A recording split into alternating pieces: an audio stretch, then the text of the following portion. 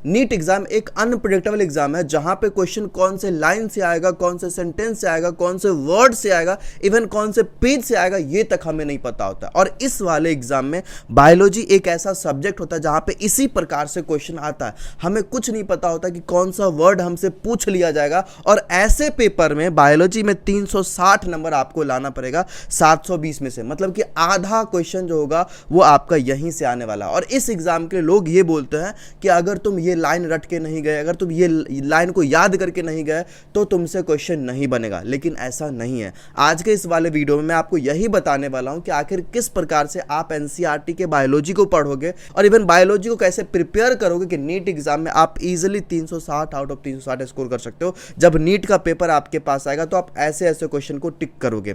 तो इस वाले वीडियो को बहुत ध्यान से सुनना, क्योंकि इस प्रकार का वीडियो यूट्यूब पे पहले कोई नहीं बना रखा है। मैंने 3 साल पहले, आज से 3 साल पहले सिमिलरली एक वीडियो अपलोड करा था जिसको 9.2 लाख लोग देखे, मतलब कि 1 मिलियन लोग देखने वाले हैं। और इतने सारे लोग इस वीडियो को देख लिए हैं कि आखिर बायोलॉजी के एनसीईआरटी को पढ़ना कैसे है। तो आप हो सके तो इस वीडियो को जाके देख लेना।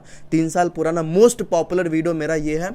और साथ ही में इस वाले वीडियो में इसका इनहांस्ड वर्जन मैं आपको बताने वाला हूं। बहुत सारा पॉइंट्स मैं ऐड करने वाला हूं इस वीडियो में, जहां पे मैं और भी डिटेल्स आपको दूंगा कि आखिर किस प्रकार से 2026 वाले एग्जाम के लिए आप प्रिपेयर करोगे बायोलॉजी के लिए, ताकि आपका स्कोर बहुत अच्छा आ जाए। पिछले 4-5 सालों से मैंने लाखों बच्चों को गाइड करा। हर साल बहुत सारे बच्चे होते हैं जो सेलेक्ट होते हैं, 360 नंबर 350 नंबर बायोलॉजी में ला रखे हैं, वैसे बच्चों को मैंने गाइड करा है। और वो सारी बातें आज मैं आपको खोल के रख देने वाला हूं। तो प्लीज़ इस वीडियो को एंड तक देख लेना। ये वीडियो तुम्हारे लिए वन शॉट सॉल्यूशन होने वाला है। एंड में तुम बोलोगे, थैंक यू बोलोगे कि भैया आपने इस वीडियो को अपलोड करा इस समय पे, और ये समय बहुत अच्छा था, अभी मेरे पास बहुत समय है इस प्रकार से प्रिपेयर होने के लिए। तो सबसे पहले तो आपको यही बोलूंगा कि इस वाले वीडियो को जाके देख लेना। बहुत इंपॉर्टेंट वीडियो है, बहुत बचपना वाला वीडियो है, लेकिन बहुत बेस्ट वीडियो है आपका। स्टार्ट करते इस वीडियो को।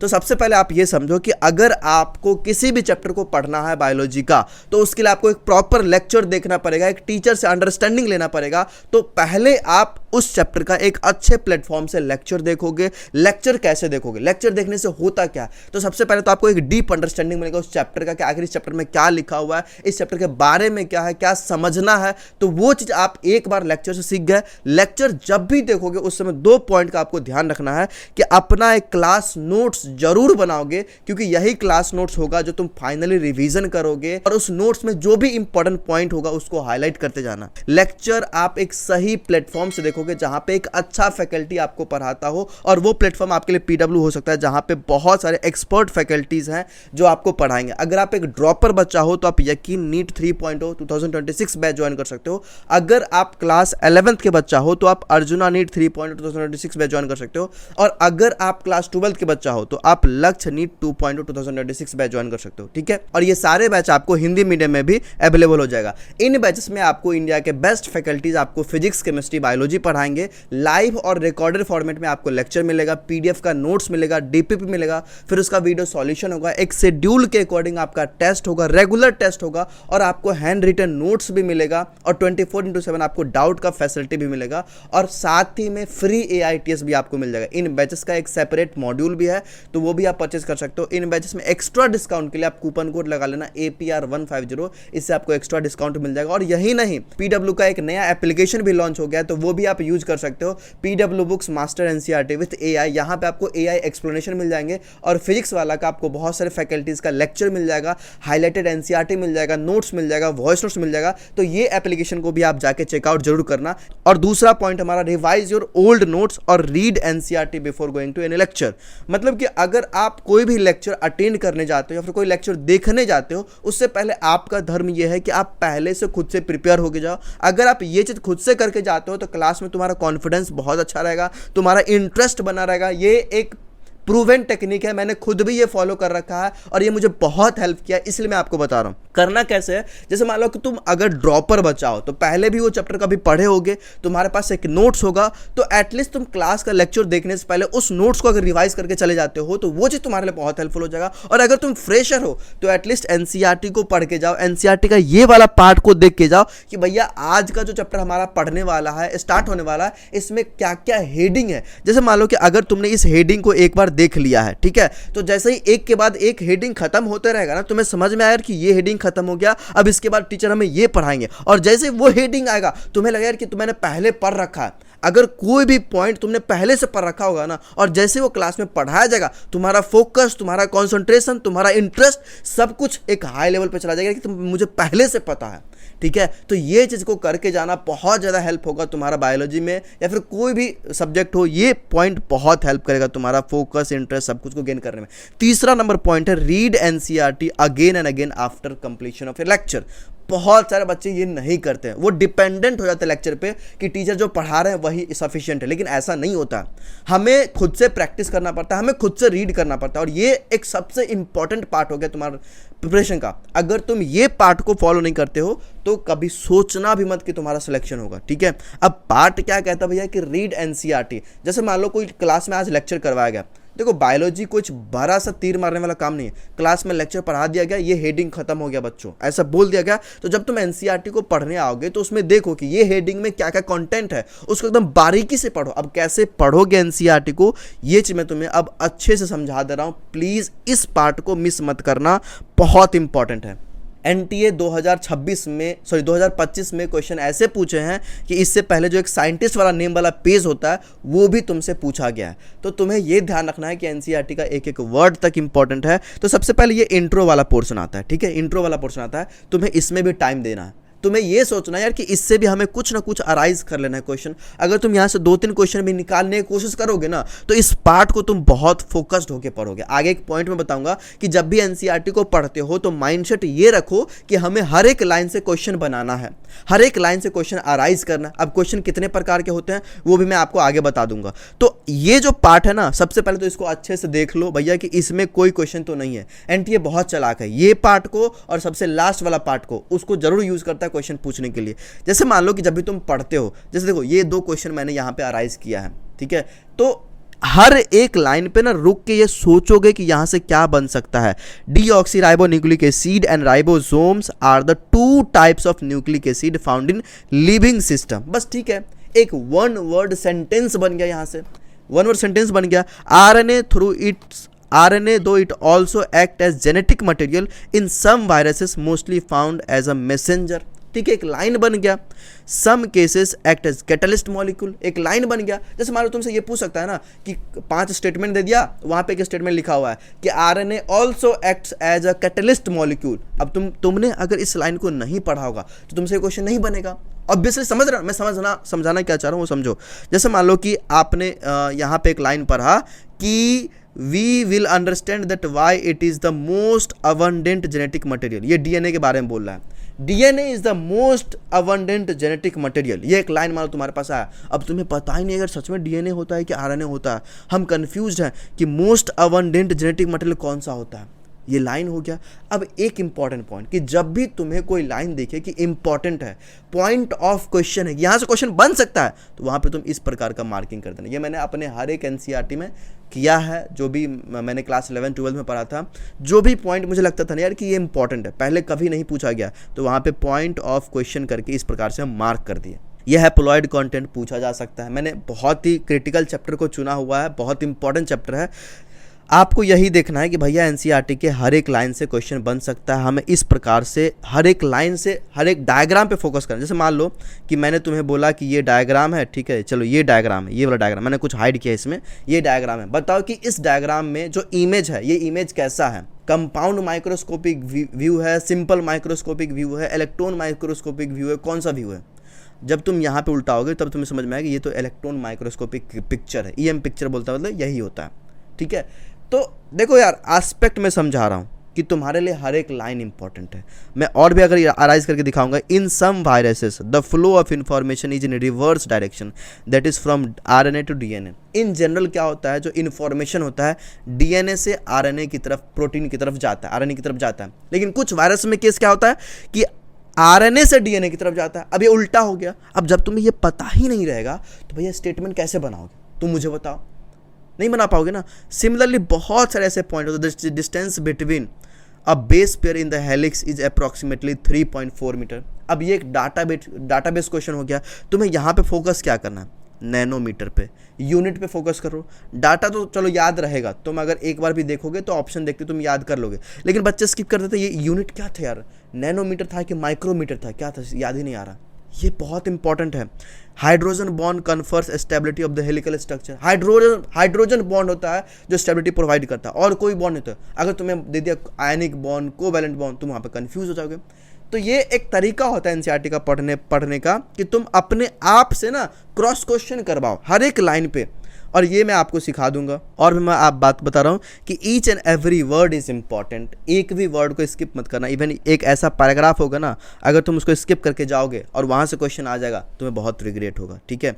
अब चौथा बहुत इंपॉर्टेंट पॉइंट कि देखो एनसीईआरटी तुम रीड कर लिए, लेकिन तुमको ये नहीं समझ में आएगा भैया क्वेश्चन कैसे बन रहा है, कौन सा लाइन से क्वेश्चन बन सकता है, ये नहीं समझ में आएगा। ये कब समझ में आएगा?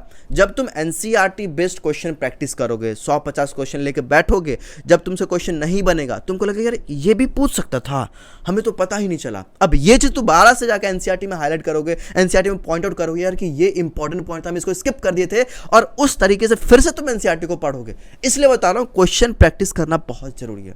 क्वेश्चन प्रैक्टिस करोगे तुम्हें बहुत सारा अलग अलग इंफॉर्मेशन मिलेगा। एक और पॉइंट मैं यहां पे ऐड करूंगा कि एक्सप्लेनेशन पढ़ना बहुत जरूरी है। एक्सप्लेनेशन, जब तुम एक्सप्लेनेशन को पढ़ते हो तुम्हें और भी बहुत सारा इंपॉर्टेंट पॉइंट मिलता है जो कि उस क्वेश्चन के रिलेटेड होता है, जो कि एनसीईआरटी में मेंशन्ड नहीं होता है, फिर एनसीईआरटी में ऐसे होता है जैसे हमें पता नहीं चलता है। तो वो सारे पॉइंट्स को तुम ऐड करोगे। एनसीईआरटी के साइड में बहुत सारा जगह होता है जिसमें तुम इंपॉर्टेंट पॉइंट ऐड कर सकते हो। क्या क्या ऐड करोगे? तो वैसे पॉइंट जो एनसीईआरटी में नहीं है बट बहुत इंपॉर्टेंट है, टीचर ने पढ़ा रखा है, वो पॉइंट ऐड करोगे। वैसे पॉइंट जो मॉक टेस्ट में बार बार हम गलती कर रहे हैं, मिस्टेक कर रहे हैं, कुछ नया पॉइंट्स मिला है उसको तुम ऐड करोगे, अपना मिस्टेक्स तुम ऐड करोगे, और कुछ भी नया इंपॉर्टेंट पॉइंट, नया जो कि एनसीईआरटी में है बट हम हाईलाइट नहीं कर पाए, वो तुम ऐड करोगे। अपने एनसीईआरटी को तुम हाईलाइट करोगे क्वेश्चन देखने के बाद। अब एनसीईआरटी रीडिंग का तरीका बता रहा हूं। जब भी तुम एनसीईआरटी पढ़ते हो ना, तो पहला रीडिंग में कुछ भी हाईलाइट मत करो, पहले पढ़ लो, नॉर्मली देख लिए, ये इंपॉर्टेंट है, थोड़ा बहुत देख लिए। लेकिन जब तुम क्वेश्चन प्रैक्टिस करने के बाद एनसीईआरटी पढ़ने आते हो, उस समय तुम बखूबी हाईलाइट कर सकते हो कि भैया ये एक इंपॉर्टेंट लाइन है, इस प्रकार से, ठीक है। चौथा नंबर पॉइंट हो गया। पांचवा नंबर पॉइंट हम ये समझा रहे हैं कि आखिर आप क्वेश्चन बनाओगे कैसे, क्वेश्चन कैसे डिजाइन किया जाता है। इसके लिए हम समझते हैं एनसीईआरटी से लगभग 10 प्रकार क्वेश्चन होता है जो नीट में पूछा जाता है। वो 10 प्रकार क्वेश्चन मैं अभी आपके सामने रख दे रहा हूं। इस प्रकार का क्वेश्चन आप एनसीईआरटी से अराइज करने की कोशिश करना जब भी एनसीईआरटी पढ़ते हो। ये तुम्हारे लिए बहुत फायदा करेगा, तुम्हें एक आइडिया मिलेगा कि हर एक लाइन पे हम क्या बना सकते हैं। सबसे पहला 1 वर्ड टाइप का क्वेश्चन, सिंपल क्वेश्चन होता है, वो जनरली नीट में आता है, 1 वर्ड हो गया।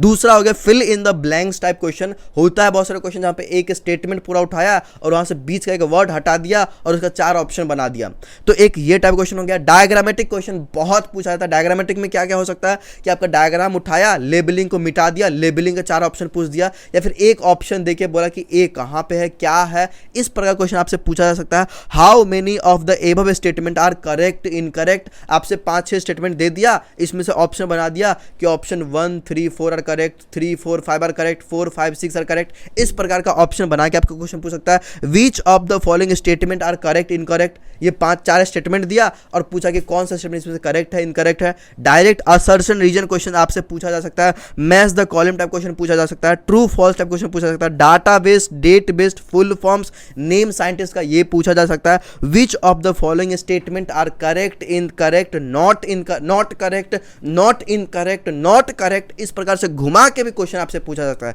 तो ये टोटल 10 प्रकार का क्वेश्चन है जो आपको प्रिपेयर करना है। आपसे नीट में इस प्रकार क्वेश्चन बायोलॉजी में पूछा ही जाएगा। समझ में आ गया? छठा नंबर पॉइंट समझा रहा हूं, ध्यान सुना। अगर अभी तक चैनल को सब्सक्राइब नहीं किए हो तो सब्सक्राइब कर लो। और बहुत सीरियस बच्चा जो होगा वो यहां तक वीडियो देखा होगा और यहां से आगे देखेगा। अगर आपने यहां तक देखा है तो लिटरली आप बहुत सीरियस बच्चा हो। तो प्रैक्टिस, रिकॉलिंग एंड रिवीजन। देखो एनसीईआरटी पढ़ना और बायोलॉजी में 360 स्कोर करना दोनों अलग चीज़ है। एनसीईआरटी सब पढ़ लेते हैं, एनसीईआरटी पढ़ के मतलब मैंने ऐसे बच्चे भी देखे 20-25 बार एनसीईआरटी पढ़ रखा है, ठीक है, बट फिर भी उसका स्कोर बायोलॉजी में 100-150 पे अटक जा रहा है। रीजन क्या है कि भैया जब भी आप एग्जाम देने जाते हो ना, एग्जाम के समय आपका एनसीईआरटी आपके साथ नहीं जाएगा, आपका नोट्स आपके साथ नहीं जाएगा। आपके साथ क्या जाएगा? वो है आपका दिमाग। आपका दिमाग आपके साथ जाएगा। और आपने अगर उस प्रकार से नहीं पढ़ा एनसीईआरटी तो आप कुछ नहीं कर पाओगे। कुछ नहीं कर पाओगे। इसलिए आपको मैं बता रहा हूँ कि आपको रिकॉल और रिवीजन करना है। रिकॉल करने का मतलब कि यार एनसीईआरटी पढ़े, एक पेज पढ़ लिए, एक पैराग्राफ पढ़ लिए, ढक दिया, पूछे यार क्या क्या मैंने पढ़ा था, यहाँ पे एक समरी लिख ले, रिकॉल करने की प्रैक्टिस कर ले। जब भी तुम एनसीईआरटी का तो कोई नया चैप्टर पढ़ने जाते हो या फिर कोई पहले का चैप्टर पढ़ने जाते हो, चैप्टर उल्टाने से पहले एक बार रिकॉल करो मुझे क्या याद है। अपने ब्रेन पे जोर डालोगे ना तो वो इन्फॉर्मेशन परमानेंट मेमोरी में सेट होगा। रिकॉल करने का प्रैक्टिस करना है और रिवीजन तो रेगुलर करना ही है। क्या करना है, आप रेगुलर रीडिंग कर सकते हो। एनसीईआरटी को डेली 2-3 दिन पे एक चैप्टर उल्टा लिए, 2-3 दिन पे एक चैप्टर उल्टा लिए, इस प्रकार से आप रेगुलर रीडिंग कर सकते हो।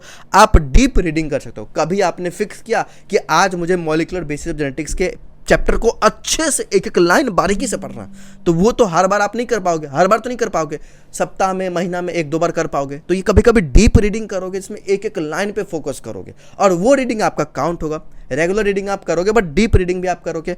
और तीसरा पॉइंट है रैंडम रिवीजन। रैंडम रिवीजन क्या होता है कि जब मान लो कभी कुछ काम कर रहे हो, कोई चैप्टर आज दूसरा पढ़ रहे हो, उसमें आपको सडनली याद आता है यार कि इस चैप्टर का ये पॉइंट मुझे याद नहीं आ रहा है, तो आप उसी समय जाके दोबारा से देख लो, वो आपको याद आ जाएगा। 6वां नंबर पॉइंट होगा। 7वां नंबर पॉइंट समझा रहा हूँ कि बैकवर्ड टू फॉरवर्ड रीडिंग। मैंने पहले भी एक बार बता दिया है लेकिन आज फिर से बता रहा हूँ क्योंकि ये बायोलॉजी के लिए बहुत इंपॉर्टेंट है। बच्चे जब एनसीईआरटी पढ़ना शुरू करते हैं ना तो वो यहाँ से पढ़ना शुरू करते हैं, ठीक है, यहाँ से शुरू किए पढ़ना और पढ़ते पढ़ते पीछे की तरफ जाते हैं, ठीक है, पीछे की तरफ जाते हैं। लेकिन जब वो एंड तक पहुंचते हैं ना, एंड तक जब वो पहुंचते हैं तो एंड का पॉइंट वो स्किप कर देते हैं। एंड का पॉइंट जो ये सब पॉइंट होगा, ये सब पॉइंट होगा, ये बहुत इंपॉर्टेंट पॉइंट होगा, ये स्किप हो जाएगा क्योंकि आप एंड तक पढ़ते पढ़ते बोर हो गए। आप एक दिन में कोशिश की कि एक दिन में सारे चैप्टर को पढ़ लेते हैं, तो एंड का पॉइंट क्या होता है कि हमसे स्किप हो जाता है। जो एंड के बहुत इंपॉर्टेंट पॉइंट होंगे, ये सब बहुत इंपॉर्टेंट पॉइंट होगा, ये सब आपसे स्किप हो जाएगा। तो इसलिए मैंने एक और तरीका इसके लिए क्या निकाला कि आप क्या करो ना, बैकवर्ड टू फॉरवर्ड रीडिंग करना शुरू कर दो, पीछे से आगे की तरफ जाओ। इससे क्या होगा कि एक बार आपने आगे से पीछे की तरफ पढ़ा था तो पीछे की पॉइंट चलो मान लो स्किप हो गया, लेकिन एक बार आप क्या करो पीछे से आगे की तरफ जा रहे हो। इससे क्या होगा, पीछे के जो बहुत इंपॉर्टेंट पॉइंट होगा ना वो भी आपका कवर अप हो जाएगा, ठीक है। तो ये एक बहुत अच्छा तरीका है, ये अपने दोस्तों को भी बता देना, बहुत हेल्पफुल हो जाएगा। जो आपका कंपटीटर है, जो आपके साथ तैयारी कर रहा है, उसको भी बता देना, ठीक है, हेल्पफुल हो जाएगा। 8वां नंबर पॉइंट क्या है, मेमोराइज इंपॉर्टेंट पॉइंट। ये क्यों मैं बता रहा हूँ, देखो मैंने आपको स्टार्टिंग बोला कि मेमोराइज करने से कोई ज़रूरत नहीं है, बट ये बहुत ज़रूरी है। ये कब ज़रूरी है, जब मान लो कि आपने एनसीईआरटी को 5-6 बार पढ़ लिया, हर एक लाइन याद हो गया, बट फिर भी कभी कभी जो important data, date, number, scientist का नाम, कोई फुल फॉर्म्स, ये सब याद नहीं आता, कोई लाइन हो गया याद नहीं आता। देखो अगर आप बार बार एनसीईआरटी को पढ़ोगे ना तो याद हो जाएगा, बार बार आपके वो रिफ्लेक्स में आ जाएगा। लेकिन बहुत से होता है जो नहीं याद होता, उसको आप याद करो, फोर्सफुली याद करो। कैसे करोगे, आप या तो हाथ पे लिख के चले जाओ, कभी घूमते टहलते देख रहे अच्छा ये था, ये था, दिन में कभी एकाएक देख लिए, ऐसा कर सकते हो। तो आप रैंडमली लिख के याद करने की कोशिश करोगे, लिखोगे तो याद हो जाएगा। आप आपस में डिस्कशन करोगे तो याद हो जाएगा, या फिर आप 10 बार पढ़ोगे नहीं तो यार ऑटोमेटिकली याद हो जाएगा। तो याद करने का बहुत सारा तरीका आप उसको फॉलो कर सकते हो, मैं आगे आने वाले वीडियोज़ में आपको बता दूंगा। तो लेकिन आपको याद करना बहुत जरूरी है। मैंने दो चार तरीका बताया, उसको भी आप फॉलो कर सकते हो, ठीक है। 9वां नंबर पॉइंट जो कि बहुत इंपॉर्टेंट है, बायोलॉजी में अगर आपको 360 आउट ऑफ 360 स्कोर करना है तो इसके लिए एटलीस्ट आपको मॉक टेस्ट में ये काम करना पड़ेगा। ये काम आपको मॉक टेस्ट में करके दिखाना पड़ेगा। अगर आप ये चीज़ मॉक टेस्ट में करके दिखाते हो तो मैक्सिमम चांस है कि आपका नीट में हो जाएगा। मॉक टेस्ट में कैसे होगा, आप जब भी मॉक टेस्ट देने जाते हो उसके लिए सारे चैप्टर, जो भी चैप्टर आ रहे हैं बायोलॉजी का, उस सबको आप एनसीईआरटी से और नोट से, दोनों से रिवाइज करके जाओ। ये मैं खुद भी करता था, इसलिए मैं आपको बता रहा हूँ कि एनसीईआरटी और नोट्स दोनों से अपना मॉक टेस्ट का पूरा सिलेबस रिवाइज करके जाना, मॉक टेस्ट देने जाना। मॉक टेस्ट देने के बाद गलती होगा उसको एनसीईआरटी में नोट डाउन करना, अपना एक एक लाइन देखना कि अगर कोई क्वेश्चन नया वाला मॉक टेस्ट में आया है तो वो कैसे एनसीईआरटी के लाइन से बना, वो पैटर्न को एक बार समझ जाना और उस पैटर्न पे तुम और क्वेश्चन अराइज करना। देखो एक स्मार्ट बच्चा जो होगा ना वो बहुत स्मार्टली काम करता है, और नीट में सिलेक्शन भोंदू लोगों का नहीं होता है, वही स्मार्ट लोगों का होता है जो स्मार्टली काम करता है और सीरियसली पढ़ाई करता है, सीरियसली मॉक टेस्ट को अटेम्प्ट करता है, सीरियसली एनसीईआरटी को रीड करता है, सीरियसली क्लास को अटेम्प्ट करता है। अगर आप एक सीरियस बच्चा हो तो आपने इस वीडियो को भी बहुत सीरियसली देखा होगा और मेरे बातों को भी आप बहुत सीरियसली लोगे। तो वीडियो को हम यहीं पे ख़त्म करते हैं। मैंने काफ़ी सारे पॉइंट्स आपको बता दिया है, इस पॉइंट्स को आपको फॉलो करना है, वो भी सीरियसली। अगर आप करोगे तो आपका सिलेक्शन हो जाएगा। आप हो सके तो इस वाले वीडियो को आप देख लेना, ये पुराना वीडियो था बट बहुत इफेक्टिव वीडियो था, 9 लाख लोगों ने इसको देखा है, तो आप क्यों पीछे हटोगे। इस वीडियो को हो सके तो शेयर भी कर देना। बाय बाय, टेक केयर, पढ़ाई करते रहना।